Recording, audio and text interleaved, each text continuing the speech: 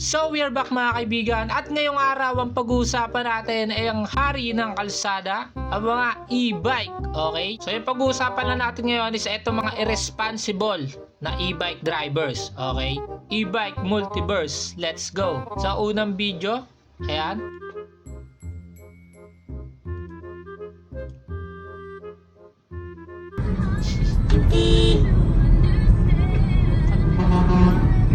Kamote. Iba eh, no? Kabanatuan. Ba't hindi tumabi? Yan, so in-stop ko na, hindi ko na kayang panoorin. Okay, kung mapapansin nyo mga kaibigan na etong e-bike is nakaharango siya. Na which is kailangan yung mga nakapwesto doon is yung mga fast moving vehicles. And yung mga slow moving vehicles is dapat nandun sila sa outer lane. And kung mapapansin nyo dito sa unang video, nandun siya sa inner lane. Which is yung vehicle naman or yung ginagamit niya is e-bike, which is slow moving vehicle, and naharangan niya nga etong truck. So yung truck pa yung nag-adjust sa kanya, no? Binubusinahan na siya, pero ayaw niya talaga tumabi, no? Matibay. Stop it. Get some help. So sa mga e-bike user, no, parang awa nyo naman kapag meron naman kayo nakita na nasa likod nyo or naharangan nyo, is tumabi naman ho kayo. Okay, dahil alam naman natin na yung etong e-bike is hindi naman siya sobrang bilis. Tumatakbo lang ng halos 10 to 20 kilometers per hour. Parang awa nyo naman mga kaibigan, no? Pumesto kayo sa outer lane na kung saan hindi kayo makakaabala ng ibang motorista or ibang mga kotse na nagdadrive dyan. Dahil isa kayo sa mga nagkakos ng traffic. So kung mapapansin nyo, yung nasa harap ng e-bike is open no? So hindi makadaan yung mga nandun sa likod dahil nga nakaharang siya. So nagta-traffic yung nasa likod niya, no? Dahil pinipilit niya dun sa lane na yon na hindi naman siya dapat nandoon. So dumako tayo sa pangalawang video. Karera sila, oo. Atay ka, atay ka.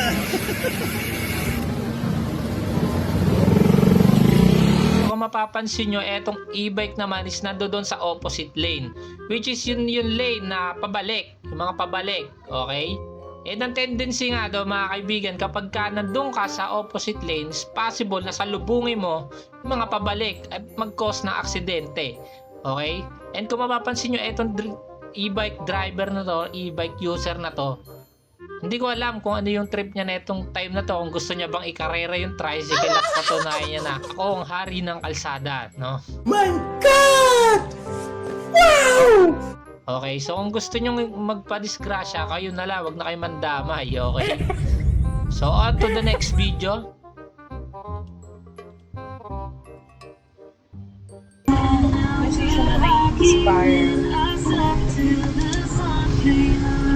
Ako hindi ko maganda talaga yung music niya. Dahil ito naman yung mga ibang kanta niya. Okay naman. Talaga ako na... Hindi ako ang target market niya. Talaga. Okay naman, may mga okay naman sa kanta. Tuloy ng buhay na ito.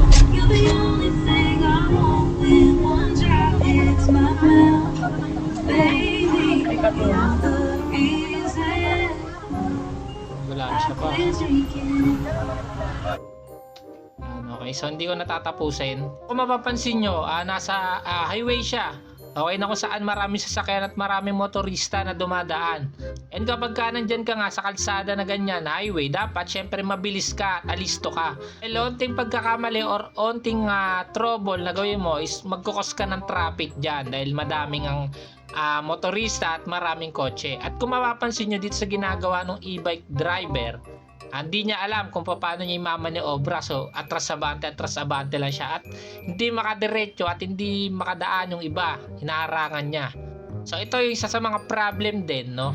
Lalo kadalasan yung sa mga e-bike drivers, matanda yung or mga nanay ganon yung nagda-drive, no? Kadalasan hindi nila alam paano i-operate. Pero syempre hindi ko naman nila lahat, may mga times lang na ganito since wala nga silang proper na seminar. Wala silang knowledge about sa kalsada or mga rules sa kalsadas. Ang alam lang siguro nila is basic knowledge. Kaya hindi nila alam yung mga ganitong bagay. Kaya pagdating nila sa kalsada, wala na, kalat-kalat na. Hindi na nila alam yung gagawin nila, okay? At isa pa mga kaibigan, itong mga e-bike driver, isa pa to sa mga nakita ko din na mga pagkakamali. Ano sila, basta-basta liko, no? O, minsan wala signal light, walang ano. Magulat ka basta-basta liko. makaka-aksidente pa. Okay? So kung ikaw is isa kang e-bike user, no, alamin mo naman kahit papaano magkaroon ka ng research or knowledge. So kung di mo alam, magpaturo ka sa iba, magkaroon ka ng konting knowledge sa kalsada, sa rules sa kalsada, no, para alam mo yung gagawin mo, hindi ka makaka-aksidente ng iba. And also safety mo rin yan, dahil kapag ka na-disgrasya ka, no, ikaw rin naman na ma-hospital at ikaw rin ang gagastos. And also huwag kayong basta-basta yung liliko-liko, no, mag-signal light kayo, mag-side mirror kayo. Hindi yung kung kailan nyo gusto lumiko at kung anong sa direksyon nyo gusto lumiko, liliko kayo. So wag gano, dahil makakadisgrasya kayo. Paano kapag may dadaan sa kanan mo, bigla mong kinabig, edi nagkabanggaan kayo. Kaya gamitin nyo rin yung side mirror nyo, kaya nga nilagay dyan para tignan, hindi para i-display, okay? So kagaya nga nito. Yan. Maikli lang ang buhay natin sa mundo. Life is too short. Kaya mas piliin ninyong gamitin ang side mirror natin para mas mahaba ang buhay ninyo. Side mirror.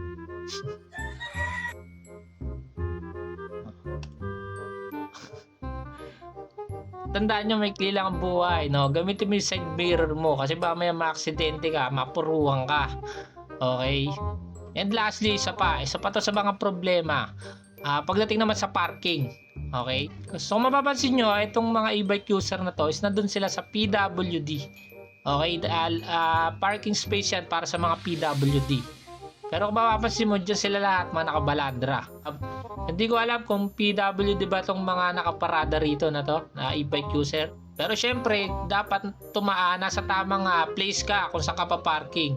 So kagaya na ito mga tao, wala silang discipline. So alam naman nila siguro yan dahil may signage naman dyan na PWD. And sinasadya nila. Okay? Or possible din siguro, baka hindi nila alam dahil nga wala silang proper knowledge about dyan sa parking, sa kalsada. Okay? So kaya sana dapat magkaroon din sila ng seminar, no? Kung sa motor nga meron seminar na ginagawa bago makakuha ng lisensya para nga naman alam yung sistema sa kalsada kung paano yung gagawin, hindi pakalat-kalat. So kung hindi man nire-required ng government na magkaroon ng license yung mga ganito, so dapat sana kahit may seminar man lang, no? Para syempre iwas aksidente at alam nila yung rules ng kalsada. Pero pagkakaalam ko, parang i-require na rin ata ang license sa mga e-bike. Hindi ko lang alam kung na-implement na ba. Kaya naman as an e-bike user or e-bike driver, maging responsible kayo pagdating sa kalsada, okay? At sa mga actions nyo, siyempre. So ang aksidente nandiyan lang ho yan, at kung hindi kayo mag-iingat at wala kayong disiplina sa kalsada at sa sarili nyo, wala kayong proper knowledge, is possible na isa kayo sa mga aksidente or magkaroon ng problema in the future. So kung alam mo naman na wala ka pang knowledge at hindi ka pa marunong, so kahit dun ka lang muna sa subdivision nyo or dun lang sa area nyo, no? O minsan kasi wala ka pang knowledge at hindi mo pa alam yung rules ng kalsada, hindi mo pa minsan alam kung paano i-drive ng maigi or ng tama, tapos doon ka nasasabak sa highway agad. So hindi okay yun, dahil makakadisgrasya at makakadisgrasya ho kayo ron.